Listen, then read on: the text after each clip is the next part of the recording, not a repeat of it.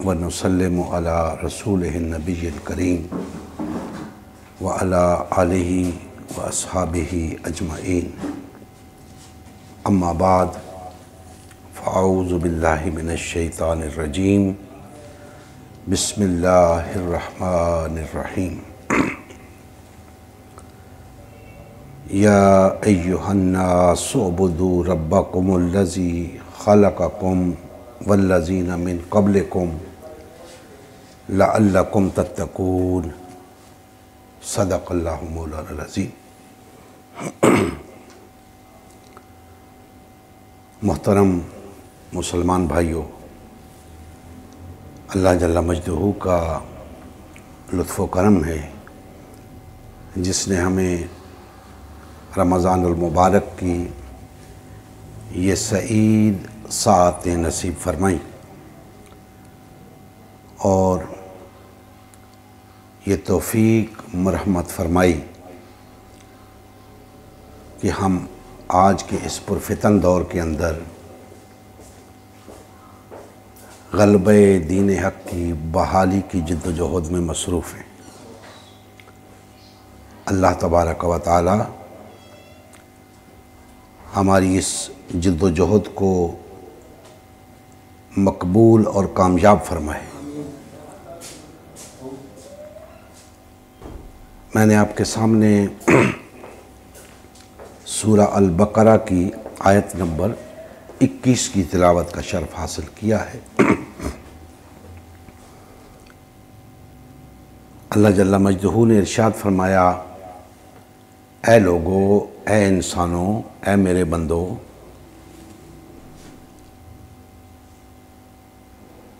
अपने रब की इबादत करो जिसने तुम्हें खल्क किया और तुमसे पहले वालों को, ताकि तुम बच सको, ताकि तुम मुत्तकी बन सको। दोस्तान मोहतरम, जैसा कि आपके इल्म में है, अल्लाह के फ़ज़ल व करम से हमने तहरीक निज़ाम मुस्तफ़ा के उन्वान से निज़ाम की तब्दीली की जिद्दोजहद का आगाज़ कर दिया है।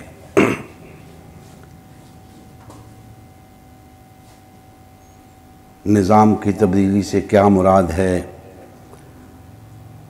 किस निज़ाम को तब्दील करके किस निज़ाम को लाना है, इस पे बात होती रहती है।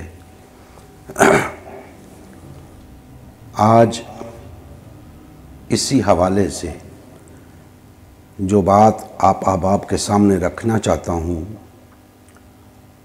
वो इस आय मुक़द्दसा के अंदर बयान की गई है।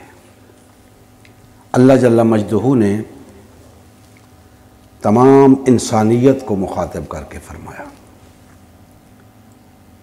किसी एक तबके को नहीं, किसी एक ग्रोह को नहीं, किसी एक कौम को नहीं, बल्कि तमाम इंसानियत को मुखातिब करके फरमाया कि ए इंसानों, अपने रब की यानी अल्लाह की इबादत करो जिसने तुम्हें पैदा किया और तुमसे पहले लोगों को पैदा किया, ताकि तुम परहेज़गार बन जाओ, मुत्तकी बन जाओ, बच जाओ।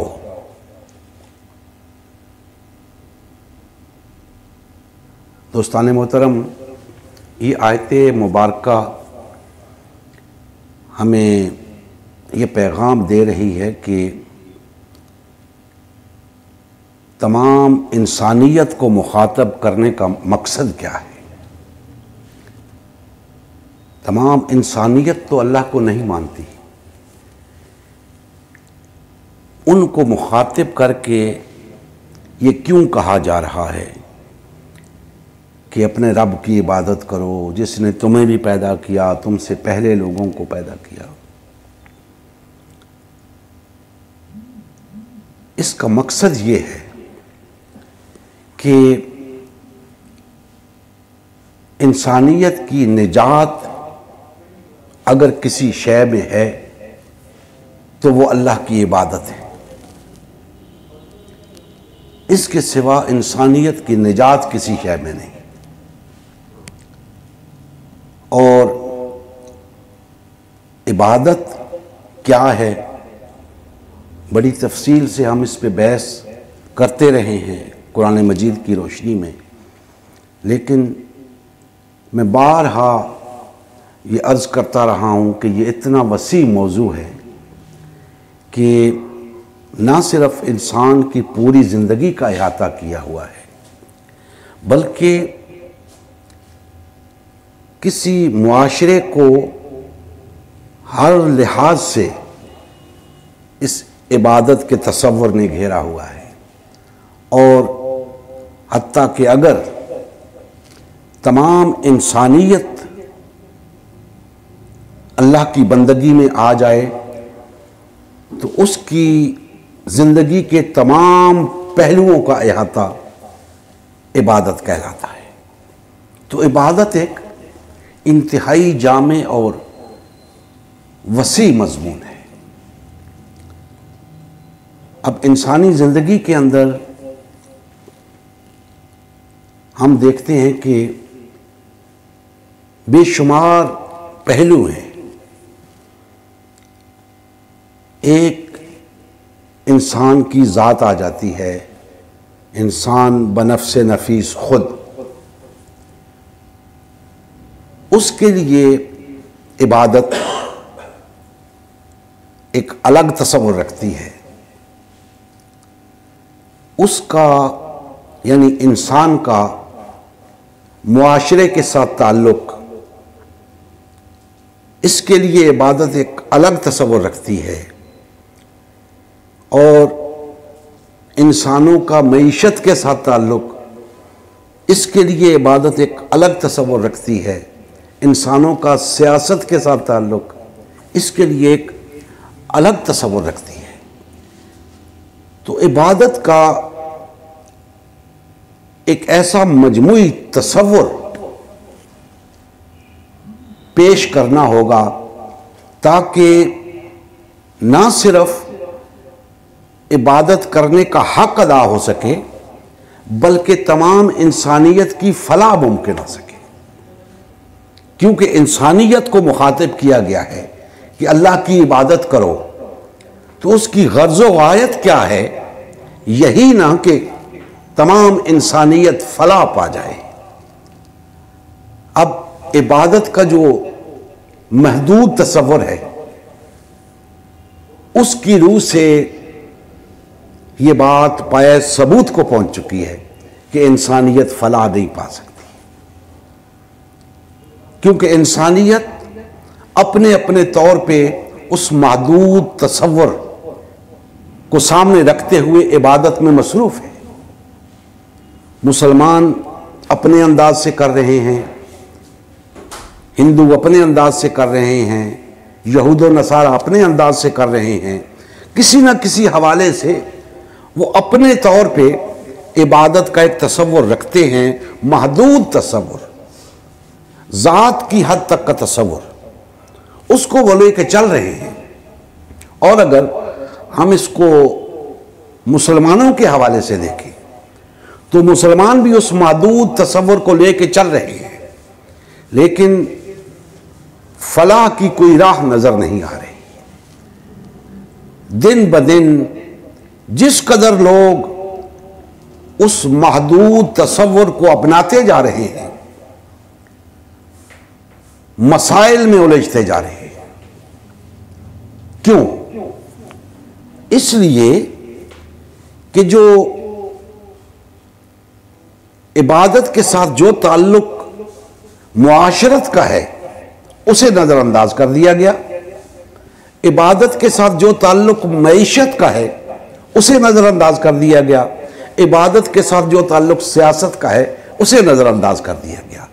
तो आप खुद सोच सकते हैं कि ये वो तीन शोबे हैं जिनका इंसानी ज़िंदगी के साथ बड़ा गहरा ताल्लुक है।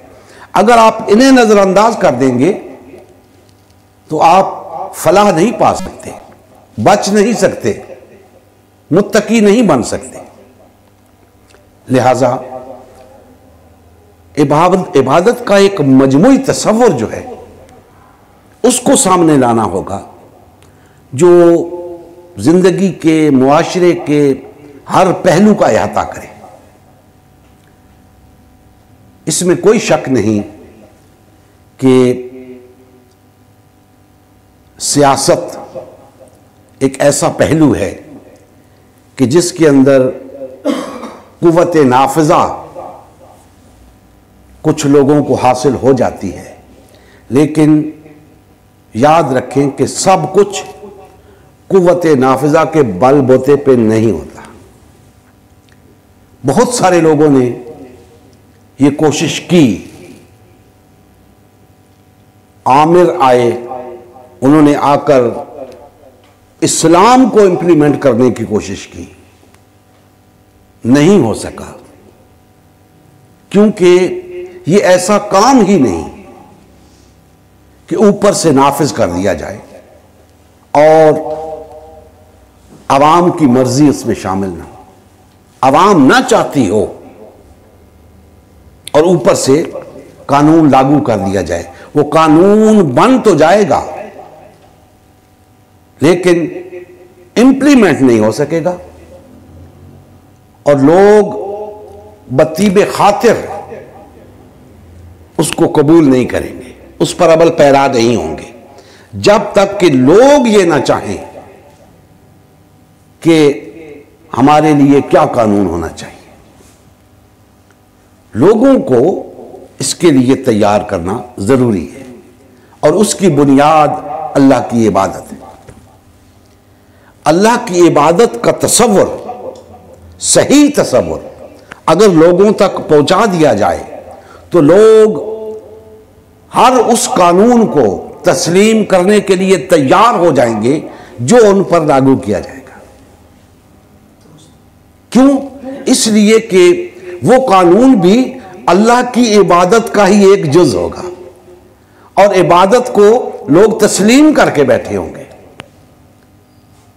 लिहाजा उन पर जो कानून लागू किया जाएगा वो उसे कबूल करेंगे।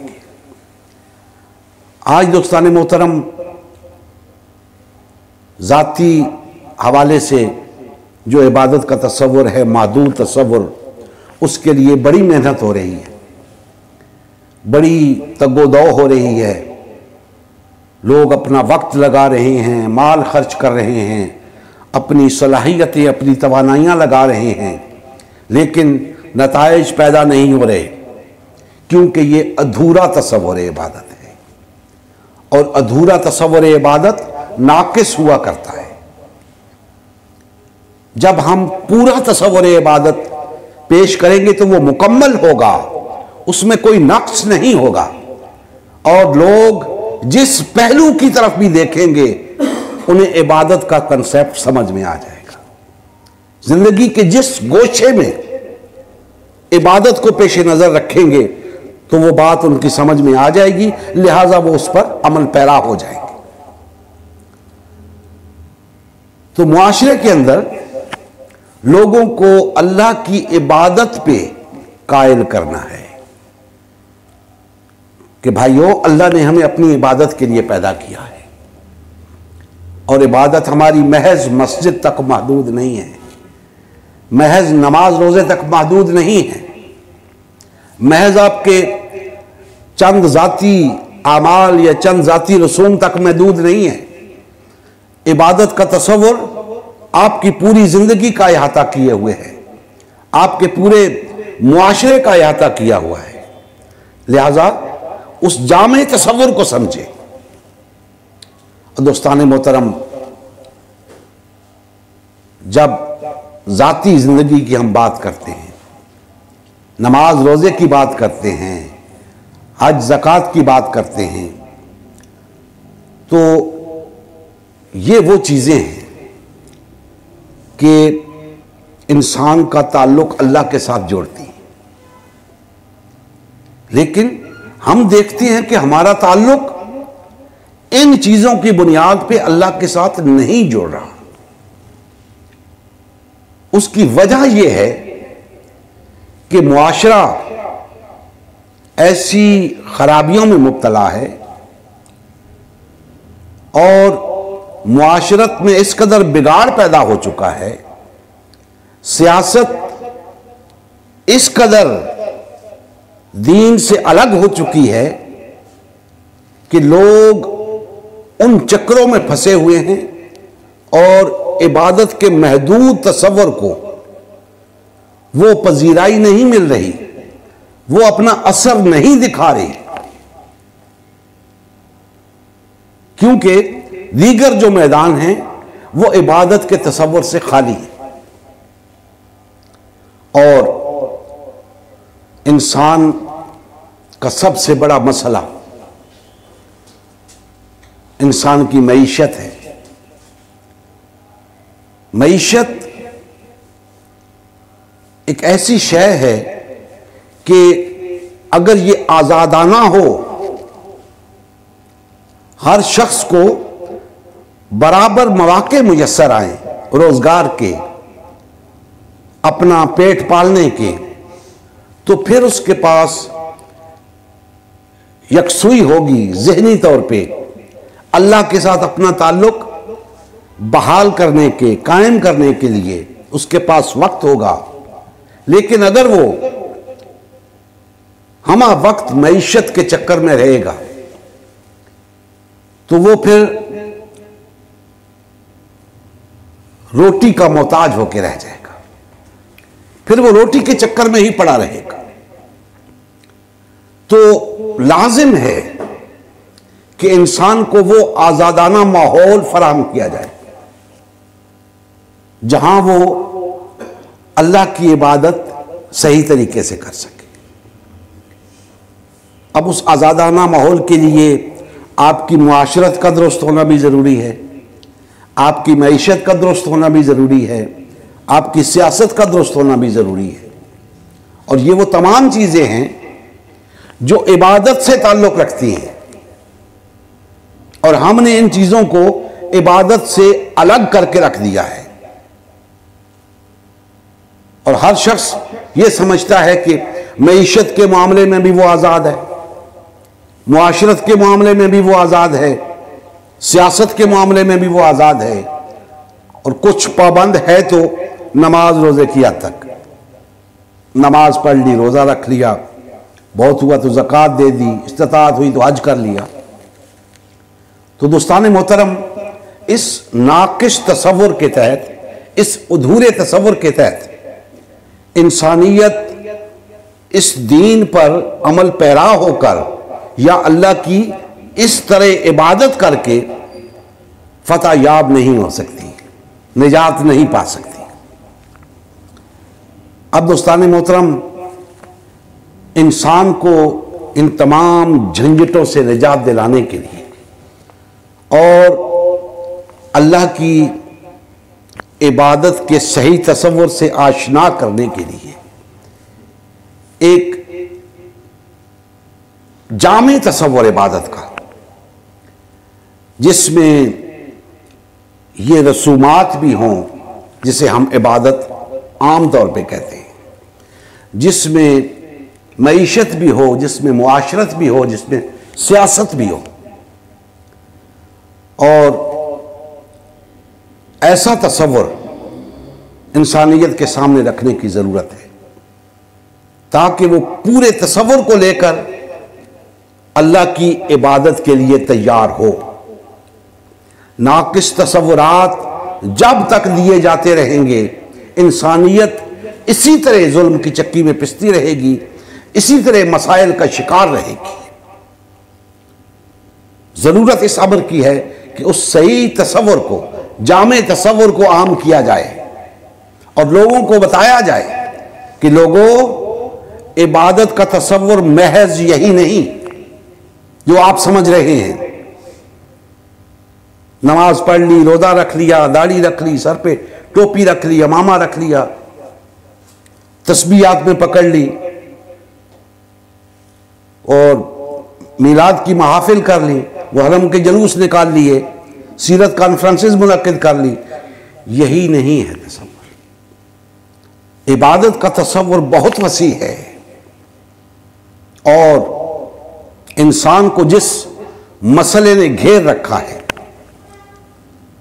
वो मईशत का मसला है,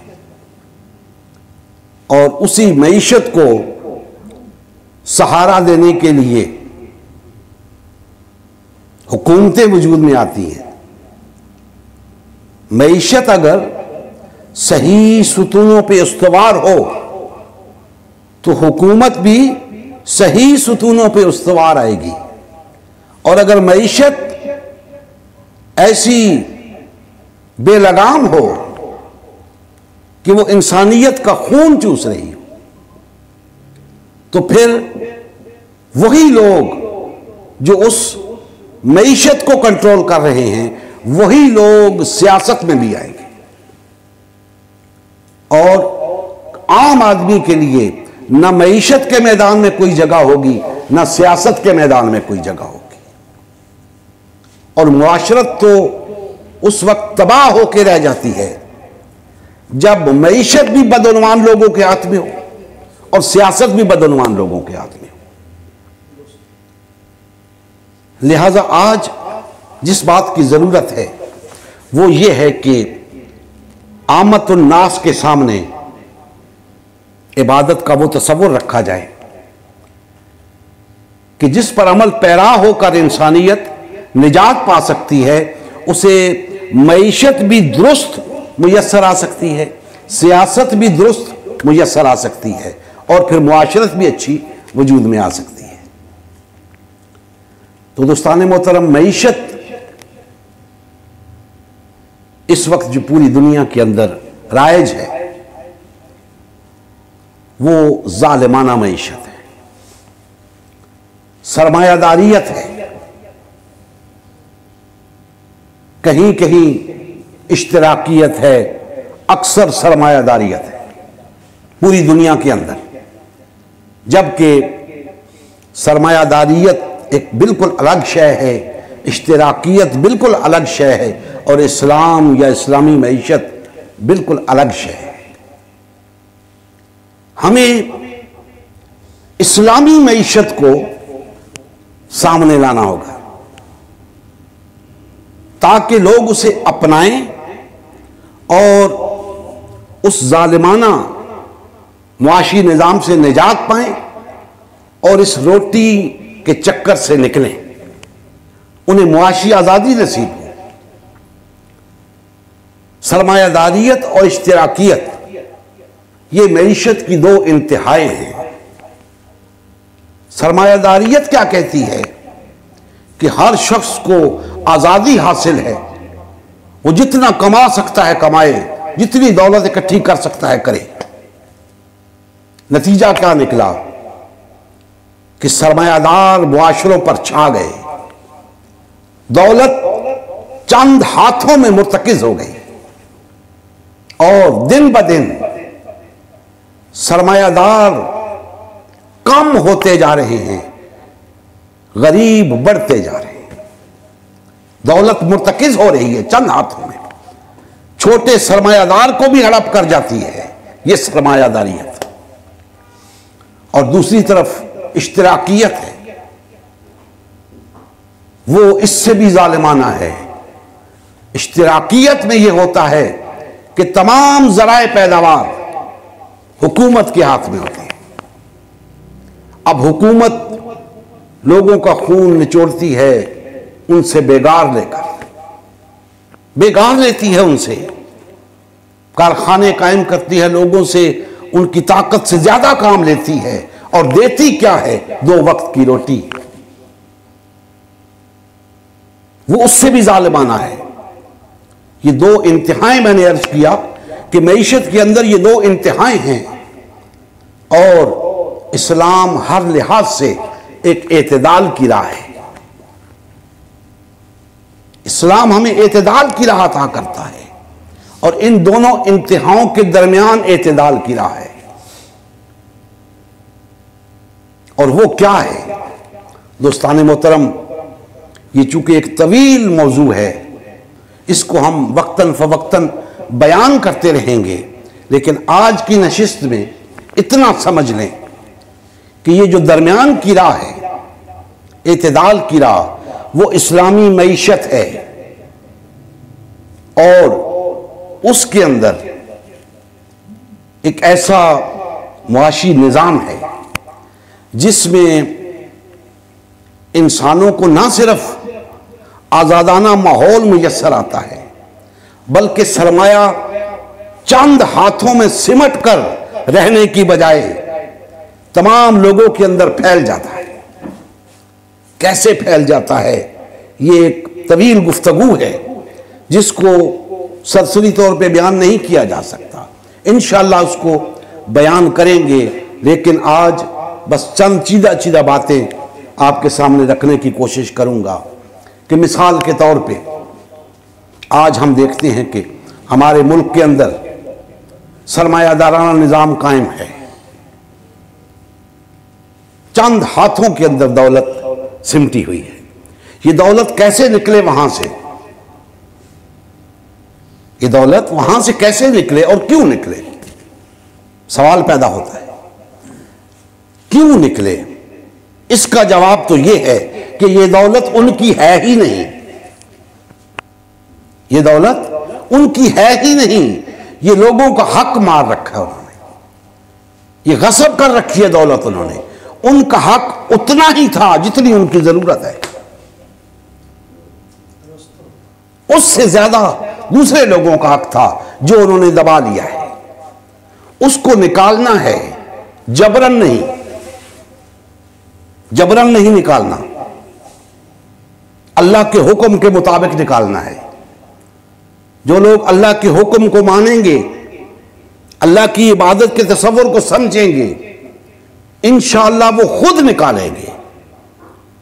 और जो महरूम तबका है, जो मजलूम तबका है, जिसका हक गसब किया गया है, सरमायादार जिसके हक को अपनी तिजोरियों में बंद करके बैठा है, बैंकों में बंद करके बैठा है, वो मजलूम अपनी आवाज बुलंद करेगा अल्लाह के हुक्म से, अल्लाह की इबादत समझकर। यानी हक लेने वाला भी अल्लाह की इबादत समझकर मैदान में उतरेगा और हक लौटाने वाला भी अल्लाह की इबादत समझकर अपना हक लौटाएगा। तब ये मुआशी तफावत जो है ना, ये खत्म होगा। खत्म नहीं होगा तो बहुत कम हो जाएगा। बिल्कुल बराबरी का जो तसव्वुर हम सुनते रहते हैं वो इस्लाम में नहीं है कि तमाम लोग बराबर हो जाएं। नहीं, ऐसा नहीं होता। अमीर भी होते हैं, गरीब भी होते हैं, लेकिन बुनियादी हुकूक सबको मुयस्सर होते हैं। आज सूरत हाल ये है कि 80-90% लोगों को बुनियादी हुकूक मुयस्सर नहीं है, और उससे ऊपर आप यूं समझें कि 1% भी ऐसे लोग नहीं हैं कि जो, यानी 1% से अलावा जो लोग हैं वो बमुश्किल अपना गुजारा कर रहे हैं, और 1% से कम लोग जो हैं वो पूरी दौलत पे काबिज होकर बैठे। उन 1% को हक नहीं पहुंचता कि 99% लोगों का हक दबा के बैठ जाए। हम नहीं चाहते, इस्लाम नहीं चाहता किसी पर जबर किया जाए। इसीलिए इस्लाम ने अल्लाह की इबादत के तसव्वुर को बुनियाद बनाया है कि अल्लाह की इबादत के तसव्वुर पर लोग तैयार हों, उठें और उन तमाम अहकामात को जो उनकी जाती जिंदगी से ताल्लुक रखते हैं, मईशत से ताल्लुक रखते हैं, सियासत से ताल्लुक रखते हैं या मुआशरत से ताल्लुक रखते हैं, उन तमाम अहकाम को अल्लाह की इबादत समझकर अदा करें। तरम ये जो फालतू दौलत है लोगों के पास, ये जब निकल आएगी और आवाम के अंदर इस तरह तकसीम होगी कि लोग खुशहाल होंगे, आज़ाद होंगे, मुआशी फिक्र से आज़ाद होंगे, तो उस वक्त उन्हें अल्लाह से अपना ताल्लुक कायम रखने के लिए मुश्किलात का सामना नहीं करना पड़ेगा। जराइम की शरह खत्म नहीं तो कम जरूर हो जाएगी, बहुत कम हो जाएगी। जराइम की बुनियाद ही आपका मुआशी मसला है। तो जराइम नहीं होंगे, लोग हर मामले में अल्लाह की इबादत को पेश नजर रखेंगे। आज मस्जिद से बाहर अल्लाह की इबादत का कोई तसव्वुर नहीं है, इसीलिए ख्वार हो रहे हैं। जब तमाम मामलात के अंदर अल्लाह की इबादत को पेश नजर रखा जाएगा तो हो नहीं सकता कि इंसानियत फलाह ना पा सके। हमें इस काम को लेकर चलना है और अवाम के अंदर यह शऊर बेदार करना है कि लोगों, ये सरमायादार तुम्हारा हक गस्ब करके बैठा है और सरमायादारों, तुमने गरीबों का हक गस्ब कर रखा है। तुम इस हरकत से बाज आ जाओ, अल्लाह का हुक्म समझकर, अल्लाह की इबादत समझकर, वरना अल्लाह के ये बंदे तुमसे अपना हक छीन लेंगे। अब गरीब उठ खड़ा होगा अपने हक के हुसूल के लिए। गरीब को यह बताने के लिए ही कोई तैयार नहीं कि उसका हक क्या है और किसके पास है। दोस्ताने मोहतरम, बहुत सारी ऐसी चीजें हैं। ये फालतू दौलत का तो मैंने जिक्र कर दिया। ये फालतू दौलत आती कहां से है? सबसे पहले कारखाने हैं। कारखानों में अशिया तैयार होती हैं और मजदूर का भी उसमें एक हिस्सा होता है। मजदूर के बगैर अशिया तैयार नहीं हो सकती। सरमायादार जो चाहे कर ले, मजदूर के बगैर, काम करने वाले लोगों के बगैर वो सरमाया पैदा नहीं कर सकता। लेकिन करता क्या है कि मजदूरों की मेहनत से सरमाया हासिल करता है, मजदूरों को इतना भी नहीं देता कि वो 2 वक्त की रोटी खा सके, और अपने लिए हर साल एक नया कारखाना लगाने के काबिल हो जाता है। इतना सरमाया मजदूर का खून चूस कर वो इकट्ठा करता है। तो अगर वो मजदूर को उसका बराबर हक दे तो ना तो वो इस काबिल होगा कि एक नया कारखाना लगा सके, और ना ही मजदूर जलील और ख्वार होगा। दोनों अपने अपने हुकूक और फराइज का ख्याल रखें तो ये मामला हल होगा। बसूरत दीगर सरमायादार इसी तरह दौलत समेटता रहेगा, और समेट समेट कर करता क्या है? दौलत समेट कर करता क्या है?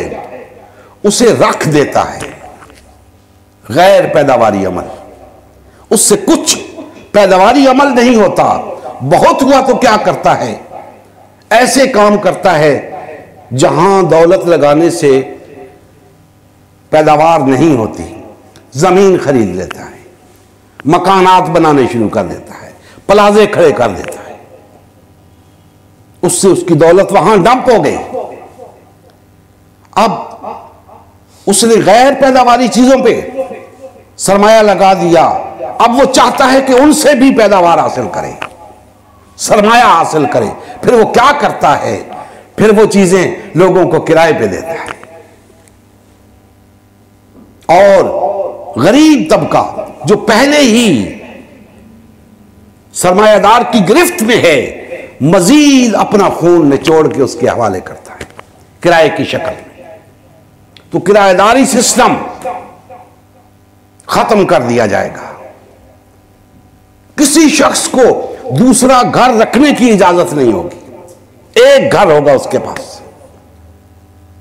आप अंदाजा लगा लें, इस बात को जरा जहन में लाएं, तसव्वुर बिठाएं कि अगर मुआशरे के अंदर यह चीज लागू हो जाए कि भाई एक इंसान की जरूरत एक घर ही है ना, तो एक घर की उसे इजाजत है।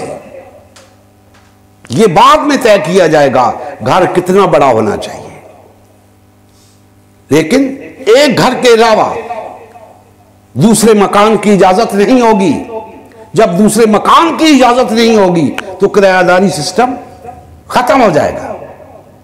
हर शख्स को एक घर रखने की इजाजत होगी, और हुकूमत की ये जिम्मेदारी होगी कि हर शख्स को घर फराहम करे।